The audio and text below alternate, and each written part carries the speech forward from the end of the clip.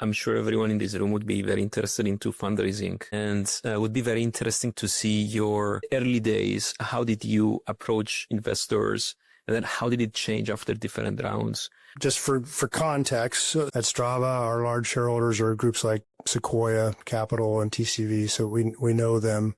Strava's been through 16 years. I think we've been through 6 rounds of financing. I've lost track. We've probably, in terms of total dollars, we're actually still pretty small compared to a lot of stuff in the Valley. We've raised probably 100, probably close to 200 at this point, and then we've done some secondary work. So that's just the history. We're 16 years with both early investors as well as sort of your classic venture and private equity. Now, here's the history. First off, trying to raise, particularly in the fitness sector, don't kid yourself. I don't care whether it was 2009 or 2025. It's hard.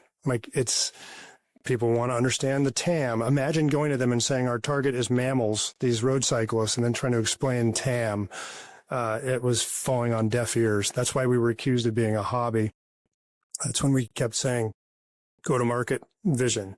Here's a vision. If we believe that 10% of the world's population is active and there's 7 billion people out there, there is somewhere between 500 and 1 billion people who are active right now.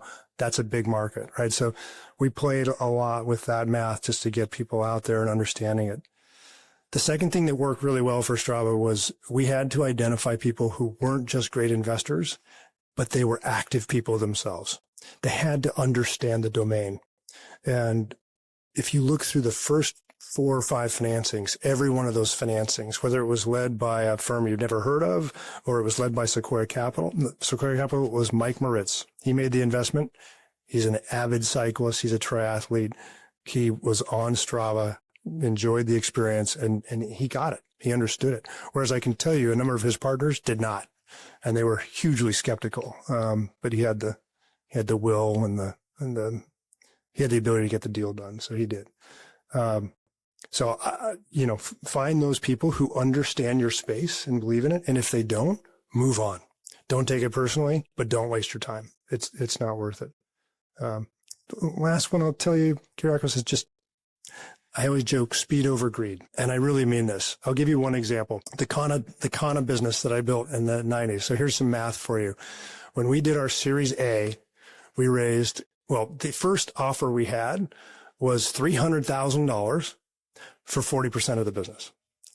And we're like, wow. Now I was 25. I had no operating experience. I had a degree in art history. I'd never run a company before. So I walked out of that meeting and I thought, well, somebody wants to give us money, but I also think they're robbing us. So we went back and we negotiated really hard and we managed to get $700,000 for 40% of the business. So we sold 40% of our business in the Series A. Now that's the bad news. The good news was 4 years later and only 2 rounds of financing later, we had a company worth $10 billion. So despite selling 40% of the business, let's just say that my little slice that was still left was pretty damn good.